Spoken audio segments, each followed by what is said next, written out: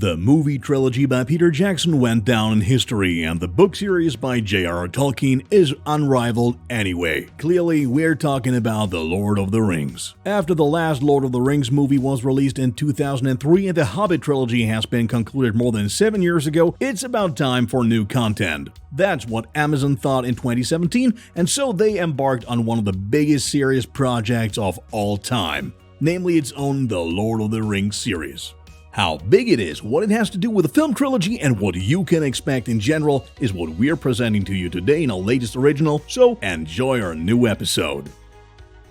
Naturally, the first point of discussion is the storyline. As we already know, this series will not be a remake of a former story and will stand completely on its own 2 feet. There will be a clear gap of about 3,000 years between Frodo's adventures and the upcoming series, which is why we can definitely speak of a kind of prequel. Smart fans of the franchise will know that we're in the so-called Second Age of Middle-earth. The most significant evidence for this are a total of 4 maps of Middle-earth officially published on Twitter, which disclose some information about the setting. For example, you can recognize the fortress Minas Ithil, which was taken in the year 2002 of the Third Age and subsequently named Minas Morgul. Another place marked on the map is Minas Anor, the capital of Gondor, which was later renamed to Minas Tirith and has existed since the year 3220 in the Second Age. You can also see the small island of Tol Falas at the lower end of the coast. It was destroyed after the Númenóreans were wiped out in the Second Age, and as a result it became barren and very hilly, as can also be seen on the map if you look closely. So there's enough proof that there are thousands of years between the series and the film trilogy. At the beginning of this year, the fan page of the OneRing.net also revealed their first official synopsis, which was actually confirmed by Amazon via Twitter. According to the synopsis, Amazon is reawakening the heroic legend of the legendary Second Age. The series is meant to take the viewer back to an era of great powers, falling and rising kingdoms, as well as unusual heroes, and reveal the greatest villain ever to come out of Tolkien's penning. Of course, we all know who's meant right here, namely none other than Sauron himself. The synopsis goes on to say that the evil will grow stronger in a time of peace and that it will have to deal with an ensemble of old and new characters. In addition, more or less the whole world of Middle-earth will be explored.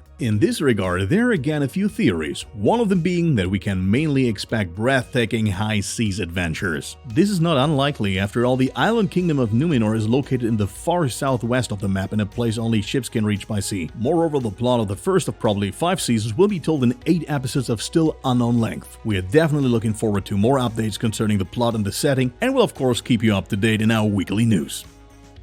The cast is also not to be neglected, of course. At least 3 returning characters who are officially confirmed in their roles will be seen in the series. On the one hand, there's the elf Galadriel, who's no longer embodied by Cate Blanchett but instead by Morfydd Clark. She's certainly one of the best known figures from Middle-earth and now gets a clear rejuvenation thanks to the 32-year-old Clark. The elf Elrond and the villain Sauron are also part of the cast, but without any official confirmation of the respective actors. It is also very likely that Sauron, as once in the book, will make use of his ability as a shapeshifter. One of these guys is the character Anatar, who comes across as very friendly, but only serves the sole purpose of convincing the elves to forge the rings. As already hinted at, the majority of the cast consists of relatively unfamiliar faces though. There's Michaela Kavanagh, who is expected to assume the new role of Tyra, as well as Joseph Mawley, who may play the villain Orin. Additionally, there's Robert Aramayo, who will probably take on the main role of Beldor, among many others.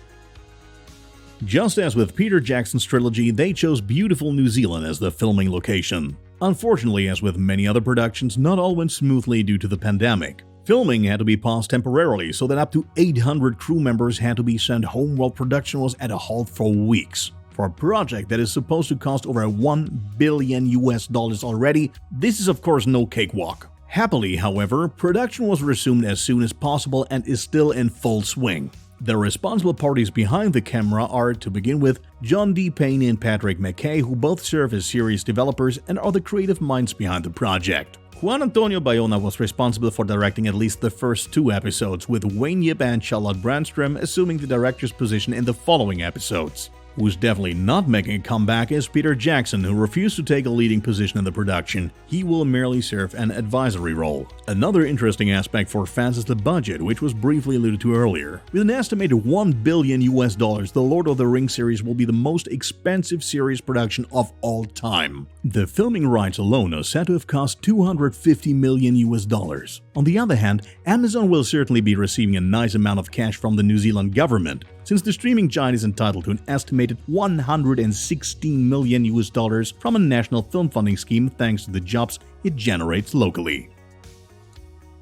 The release date of the series is still an unanswered question from many fans. Although shooting is slowly reaching its end, it is still not really certain when the series will be available on Amazon Prime Video. A release in the fourth quarter of 2021 would be feasible, which would coincide perfectly with the cold fall months. We also consider a later release in 2022 to be realistic, as everything depends on how smoothly filming goes on, as well as how many scenes need to be reshot, and so forth. In this regard, we also hope to be able to tell you a more exact time frame soon.